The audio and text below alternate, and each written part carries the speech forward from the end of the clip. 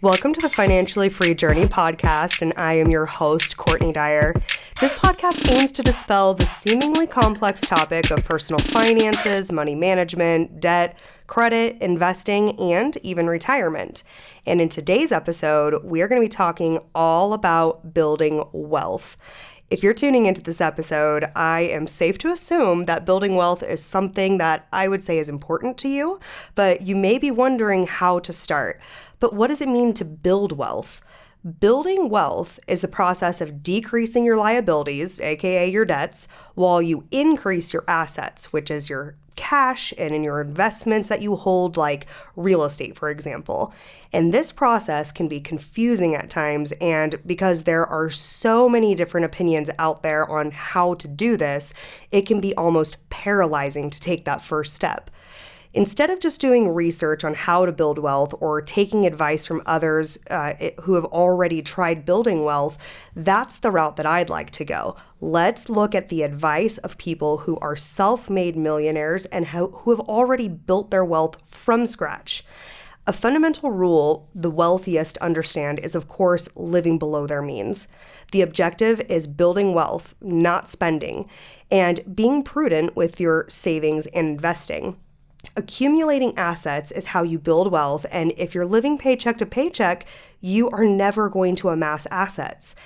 If you don't fundamentally understand the importance of living below your means, it won't matter if you're making 20 grand a year or 5 million a year. So now that we've got that fundamental concept out of the way, the wealthiest focus on their earnings. Here's a quote that I love.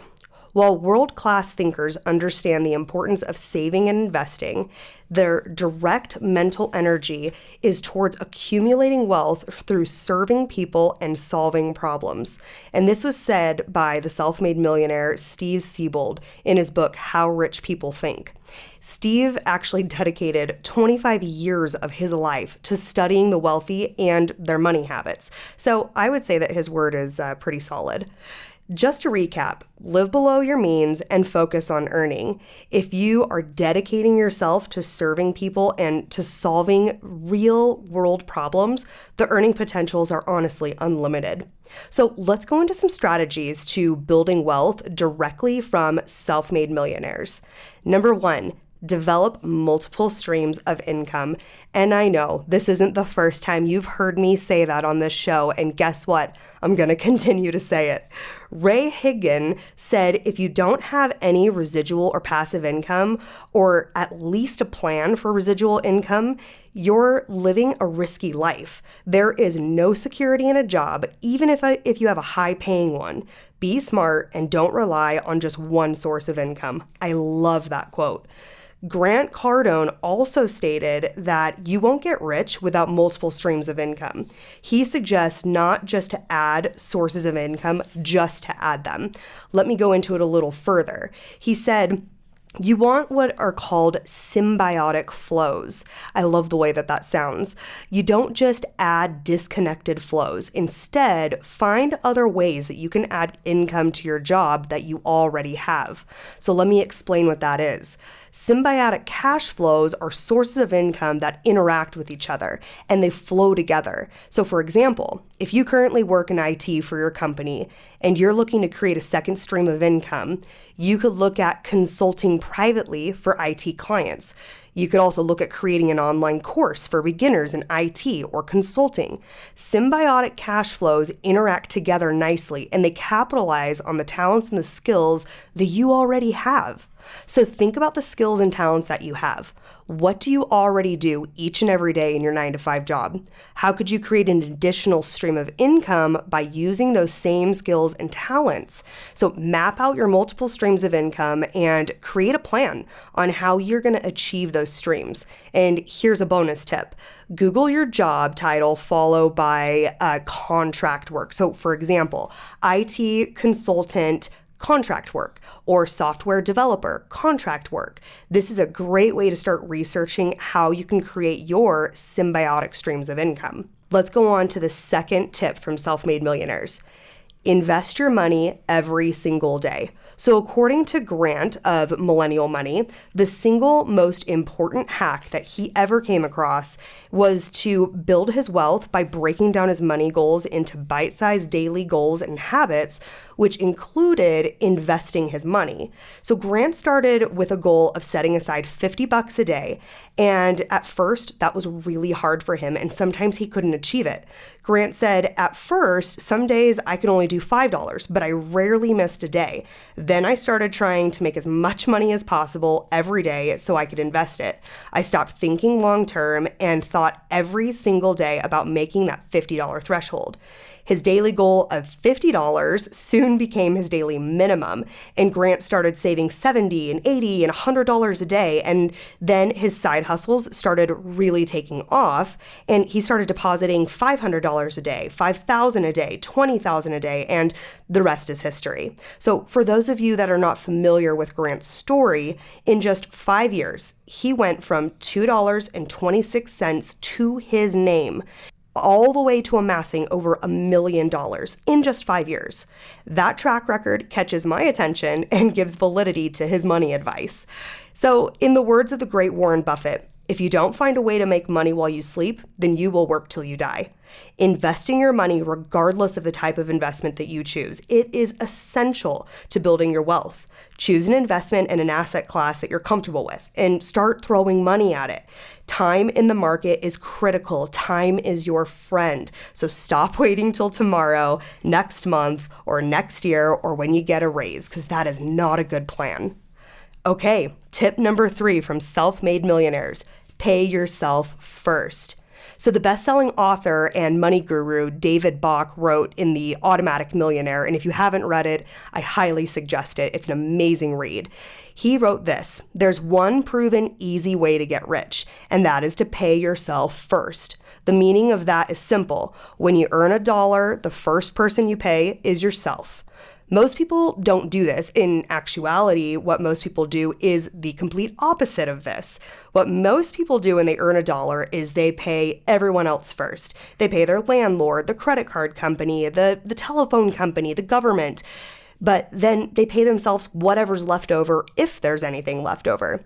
The key takeaway to paying yourself first and following through is to make it automatic. This means that you have to automatically have your savings, your investments, and your retirement contributions automatically deducted from your paychecks. Out of sight, out of mind. Bach also said, if you spend what you don't have in your pocket, well, you can't spend it. So take away the temptation and fit the remaining expenses that you have in your life and your bills around what's left after you pay yourself first. I think it's a pretty good tip and strategy, so I think I'll take his advice personally. Okay, let's go to tip number 4. Change your mindset about money. So Steve Siebold, I mentioned him earlier, but he wrote How Rich People Think, that getting rich begins with the way that you think and what you believe about making money. He says the rich eventually figure out that training your mind to find solutions to difficult problems is the real secret sauce to making money. The good news is this is possible for anybody, as long as they condition their mind and they transform their thoughts into action. So look into self-education around finances and continue to increase your understanding of money. Jim Rohn said formal education is a great way for you to make a living, but self-education is a great way for you to make a fortune. So one thing that many money gurus and self-made millionaires can agree on is this: self-education is the key to building wealth. If you're not educated and confident on the choices that you're making with your money, then you're not going to achieve those dreams. So before we move on, I want to take a moment just to thank this episode's sponsor, Bambino Sitters. So this is for my parents out there. Bambino is a game-changing babysitting app that's fast becoming a household name. Bambino helps families find and book and pay trusted neighborhood sitters using their personal and social networks. The app was introduced in actually 2016, and already more than 200,000 registered users around the country are using it. So rather than searching through a vast database of strangers, Bambino uses recommendations from friends and neighbors to help families find sitters that live just down the street and around the corner. So using community feedback, comprehensive comprehensive safety checks, sitter performance metrics, and a proprietary matching algorithm, they help match the right sitter with the right family every time. Bambino is more than just an app. It's actually a community dedicated to creating the safest, most caring network of families and sitters out there. Simply put, guys, Bambino is easy, and it makes babysitting way easier for us parents out there. And if you're ready to jump on the Bambino bandwagon, head over to bambinositters.com or just go and download the app.